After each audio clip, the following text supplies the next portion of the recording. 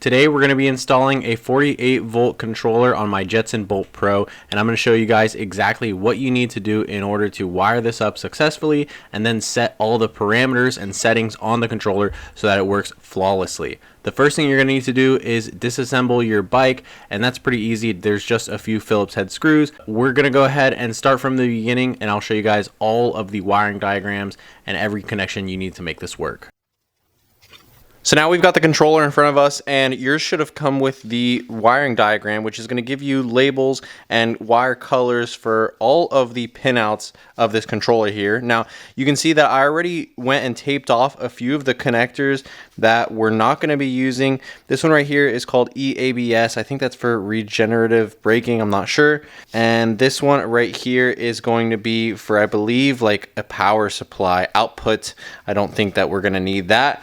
The other ones are labeled, like this one's a throttle. Obviously this one's going to be your battery. This double connector here is going to go to your brakes. This big connector with the master switch, the master cutoff, that's going to your display. That's really easy. We don't have to modify that. And then this one with the colors, the blue and the red, that's your pedal assist sensor. And I think that just about covers all of the cables. The green one right here, this is a learning cable here. So if you hook up your controller and for some reason the wheel actually turns backwards, you're going to do this procedure. It says it in the manual, where you connect the wire and then disconnect it in order to switch the orientation, and it should spin in the correct direction. The most annoying one that we're gonna have to do today is the Hall sensor. That's gonna be these 6 wires right here, and on the factory motor you can see you've got these 3 power cables and then the Hall effect wires. Now what's nice is that we're using the same connectors that we bought from Amazon here. There's a 5-pin and a 2-pin, so all we need to do is modify the controller to connect plug and play with our harness here, and then we'll get into setting the parameters on the LCD screen up there. One thing I do want to mention though is that I have an aftermarket throttle, and that's this one right here.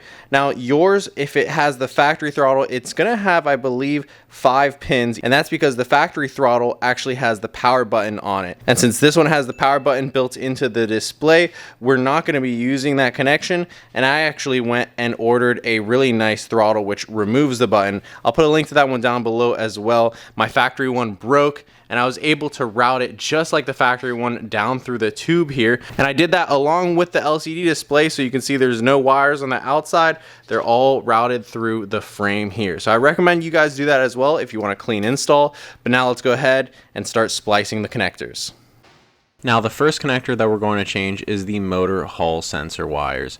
And what's nice about this connector is that all the color wires line up 1-to-1 with the motor on the Jetson. So you don't have to worry about anything. Green goes to green, blue goes to blue. It's as simple as that.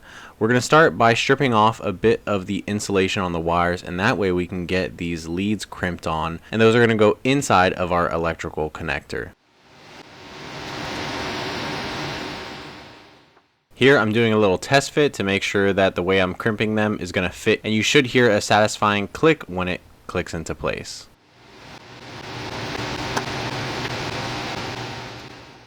So here is the motor Hall sensor wires, and don't worry, I'll show you all these connections in a second. I just want to emphasize that you guys look at the connectors on the bike before you go to changing them on the controller, because some of them are female and some of them are male, like this one here for the throttle. Now I'm almost done wiring up all the connections for the controller here. In fact, the controller is done. The only one left is this small obscure white connector, which is actually for the LED headlight. So we're going to go ahead and connect that to the harness, which is for the display, because the power output for the light comes from the display harness.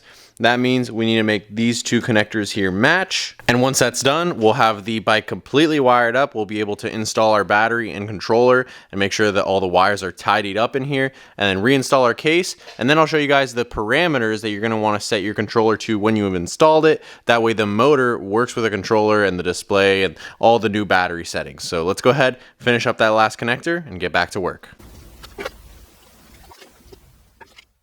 So finally, here is a summary of all the connections that we've made on this controller, and I'm going to put links down below to the controller as well as the new throttle that I've installed, because it eliminates the old one, which I feel like a lot of people break, and also you don't need to use that switch. The LED headlight is the only connector on the body of the Jetson that we actually have to change. Everything else we're just changing on the controller itself. So of course, if you ever want to upgrade in the future or go back to the stock controller, you can do that without having to worry.